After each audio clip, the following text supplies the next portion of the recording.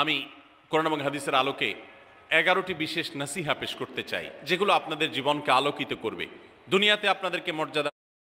আল্লাহ রাব্বুল আলামিন কোরআনে হাকিমে বলেছেন, উদউনি আস্তাজিব লাকুম, তোমরা আমার কাছে দোয়া করো, আমি তোমাদের দোয়া কবুল করব।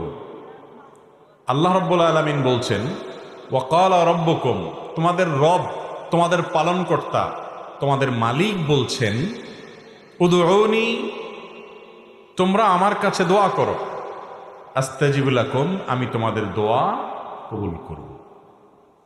শুধু এখানেই আল্লাহ তাআলা শেষ করেননি, এরপরে আরো বলছেন, ইন্নাল্লাযীনা ইস্তাকবিরুনা আন ইবাদাতি, যারা আমার ইবাদত থেকে অহমিকা প্রদর্শন করবে, অর্থাৎ দোয়া করবে না, সায়াদখুলুনা জাহান্নামা দাখিরিন, তারা জাহান্নামে প্রবেশ করবে। নবী করিম সাল্লাল্লাহু আলাইহি সাল্লাম বলেছেন, আদ-দুআউ হুয়াল ইবাদাহ, দোয়াই হলো ইবাদত। আমরা যত ইবাদত বন্দেগী করি, এই সমস্ত ইবাদতের সার নির্যাস হলো দোয়া। ইবাদতের মধ্যে সর্বপ্রধান ইবাদত কোনটা? সর্বপ্রধান ইবাদত কোনটা? নামাজ।